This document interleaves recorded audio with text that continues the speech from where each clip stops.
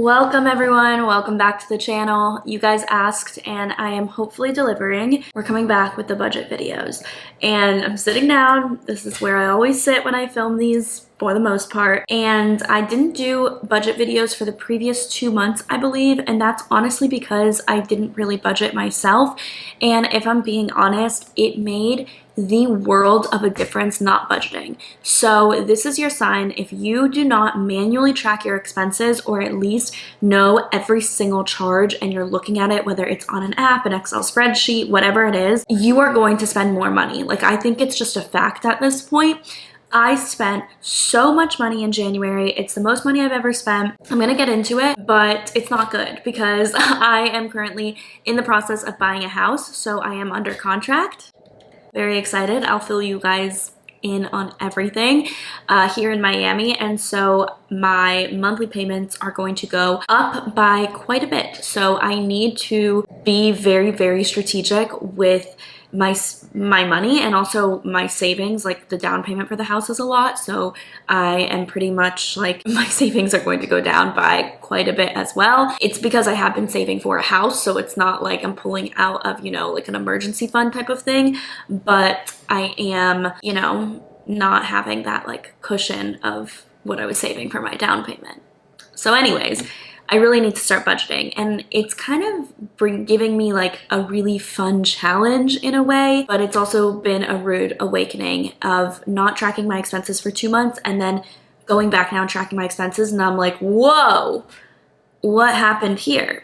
What's going on? So this video is gonna go over all of my January expenses. Of course, I don't go over every single expense. If you guys are new here, I don't budget in the sense of like, I'm spending this much on this category, this much on this category. I just go through and I manually write out all of my expenses on an Excel spreadsheet. I categorize them.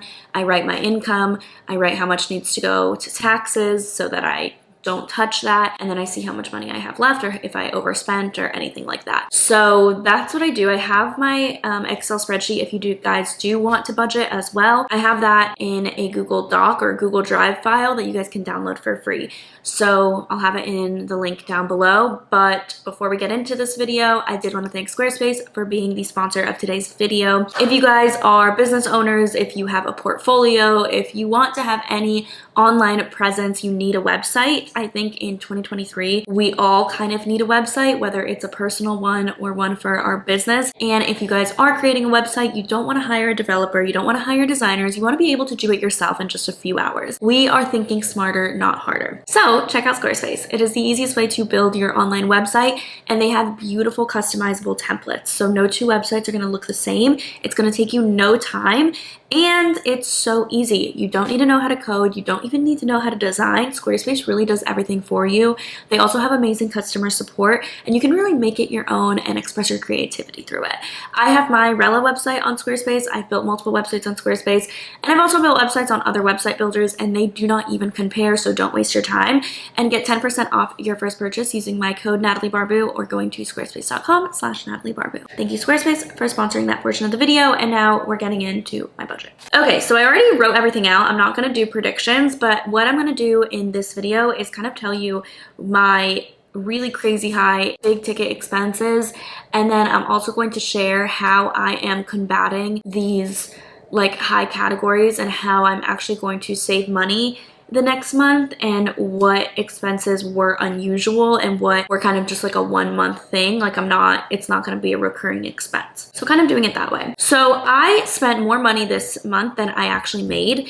I am self-employed, and my numbers are always like this. So some months I will make a ton of money, and then other months I will make very little money. So I kind of try to think about it as an average rather than just per month. But still, I never want to spend more money than I make. I think that's kind of ridiculous and really irresponsible. So I take responsibility for that. But this is the last month it's happening, and I promise it is because I did not budget the previous months. Okay, so big ticket items. Let's categorize this. Let's sort this by largest to smallest. If you guys follow me on Instagram, you know that I'm going to Australia this year. I'm going in June, and I am so excited. So if I have any Australian followers, please DM me places to go. I'm going to Cairns, Sydney, and Melbourne, and I'm going with my girlfriends.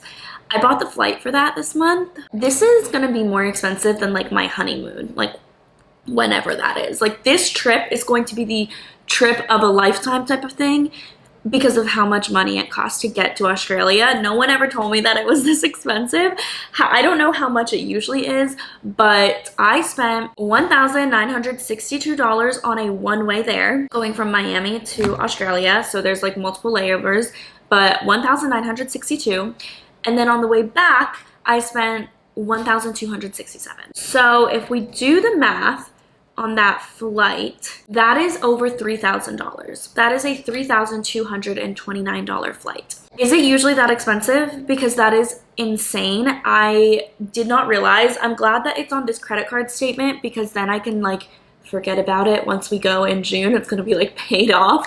But that is really, really, really crazy. And I know that I will probably never go to Australia again because that is just so expensive. And that's not including our stay, like it's not including any hotels, Airbnbs, food that we're gonna go to there. I think what we're gonna try to do to make it budget friendly for all of us is we're going to most likely stay at Airbnbs that have kitchens so that we can only go out to eat once a day, like check out a restaurant once a day, and then the other 2 meals we will just cook some food and like go to the grocery store and try to be as cost effective as possible. And I don't think we're gonna do like super bougie restaurants or anything like that. So I am just like appalled at how expensive that is. But yeah, that's very, very expensive. I also have my car payment, which is always around $900 a month. I did purchase a car this year. I purchased a 2022 Tesla Model Y. So I'm paying off that loan. That is a pretty expensive car payment, I would say. I don't know, how much are your car payments? I mean, a Tesla is an expensive car. So I just think that that's a pretty expensive car payment. But I think it's worth it because I love my car so much. Then I had to buy a new camera. So a lot of expensive things kind of piled on this month that were unusual, like the Australia trip, this camera. I lost my camera in a rental car and they claimed that they didn't see it. I think they just stole it because I'm 100% sure that it was there. And they said that they cleaned out the car and they didn't see the camera. So my guess is that they stole it, but I'm not going to say anything because I can't prove that. So I had to buy a new camera. I did buy this camera refurbished. It was like an out of the box type of camera and it was $642 at Best Buy. So that also hurt. I hadn't bought a camera in a little bit, so I was like, okay. But usually if I'm gonna buy a new camera, I get excited because it's like better quality or it's gonna increase the quality of my videos. I bought the same exact camera. So that's what it annoys me, is that like it's not even like an upgrade, it's the same exact one. So my quarterly Soho House quarterly Soho House payment was this month. So that was $568. People ask me if Soho House is worth it. I think it is so worth it if you are under 27. I have no idea how much it is if you're over 27, but I just got upgraded from like the main, like the only one house level. Like I only had the Miami Beach house, which was like $400 a quarter, a little over $400 a quarter, and now it's 500 something, or maybe like $600 a quarter. But I think it's very worth it because I'm now like grandfathered in until I'm 30, and I go to Soho House multiple times a week, every single week. I know when I travel, I'm going to use it as like a co-working space when I like can't find a coffee shop, for example. I don't know, I really like it. You can meet people there. It's fun. I think it's worth, the one in Miami at least is worth it because it has the beach and the pool. I don't know if I would necessarily pay that much money if I could only use like the co-working space. Like I don't know if that's worth it, but in terms of Miami, so worth it. I think the beach house is amazing. Then I did have to pay $500 this month for a rental for my car accident. I got into a car accident a few months ago and the other person's insurance couldn't cover everything. So I had to pay my like $500 deductible for the insurance, and then my insurance covered everything else, but I did have to spend $500 out of pocket. My car insurance, you guys, is $478, which is absolutely the most ridiculous thing I've ever heard. I finally did something about it and got it lowered to $295. Take that as a win because that is insane. I've never heard of car insurance that expensive. I was doing like, this is not a video to be like looking up to me by any means, or like using this as like an example of how you should be spending your money. I'm telling you everything I'm doing wrong so that you can avoid these mistakes and how I can avoid them next month. So next month I got the refund for like my car insurance and I'm only gonna be paying $295 now. If I can find a way to get that lower, I'm gonna try. Those are kind of like the big purchases, and most of those, besides my car payment, are all unusual purchases. They're all purchases that I'm not going to be spending month after month. Like, for example, I will not be buying any $3,000 plane tickets in the near future. I'm not even going to be buying a lot of plane tickets in the near future. I really haven't, like, I do not want to travel that much this year, so I'm trying not to travel and trying not to like spend that much money on travel this year, because that was a huge expense last year. Because I took over like 30 something trips last year. Like, it was insane. So this year I'm really trying to settle in Miami. So I know that will not be as much in the following months. So here are some of like my unusual expenses that I kind of categorize that will not be affecting me going into the next month.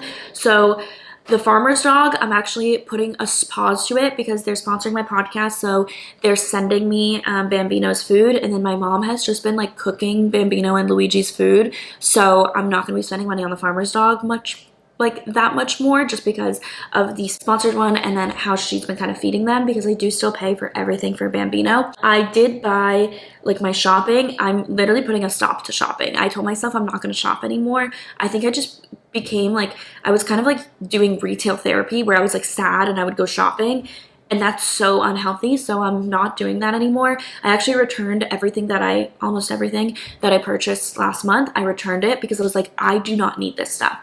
So that will bring me back some money. I spent the Soho House quarterly membership. I mean, we can break it down by month, but it's not like, I'm not spending that much money every single month. I bought a $300 gift for my manager for Christmas, but I purchased it in January. So like, that's not gonna happen all the time. My camera's not gonna happen all the time. My car accident is not gonna happen all the time. My rental car for my car accident is not gonna happen all the time. And then I canceled a bunch of subscriptions, or I transferred a bunch of subscriptions to Rella, because I was paying out of my own credit card for a bunch of Rella subscriptions, because before we got funding I would kind of pay for everything, but now that we have funding I'm like, why are these still on my credit card? Like, let me put them on Rella's credit card. So in total, the amount of like unusual expenses is like $6,000, which is insane. So this month was, just like I said, a very bad month. And then in terms of like the categories, what I know I'm really working on like eating in more. So I didn't go grocery shopping at all in January. I ate out every single meal. I spent $1,300 on restaurants. That's not happening anymore. I went to the grocery store yesterday, or not yesterday. I went to the grocery store this week. I bought $200 worth of groceries. It's lasting me for a while. I am eating breakfast here. I'm making my coffee here. I even brought cold brew and milk to the office because that was my weakness. I would go out and I would buy coffee, which is why I spent $220 on coffee this month. I bought coffee every single day, and some days I bought it twice a day.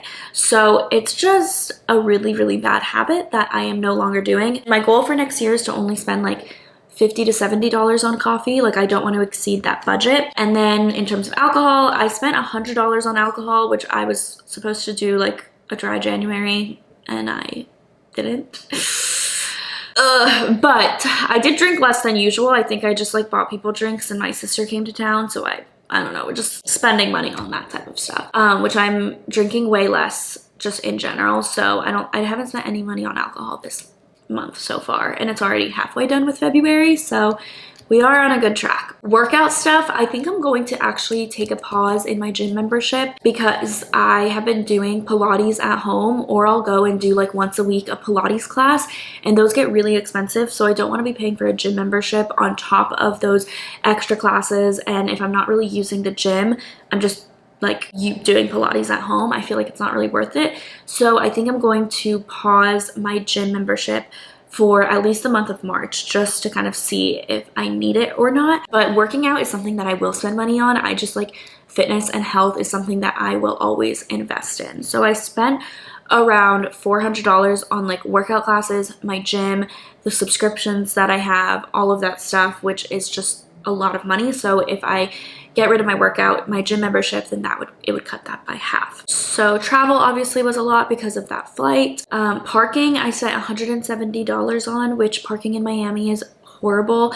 But where I'm moving to if this house closes, it's gonna be in an area where I think that my parking will be less because I'll be able to walk everywhere. I'll be closer to everything. So like my charger will be less. Like I spent $162 this month on gas and charging. Some of it was the rental car. I did have a car that required gas. So I did actually spend money on gas, but also just like charging and stuff like that. I'm going to spend way less money because I will be living in a much more central location that's like closer to everything. In terms of clothing, I spent $600 on clothing, but like I said, I returned almost everything, so I will be getting that money back at least this month. One category that I actually added in here that I'm starting to track is books.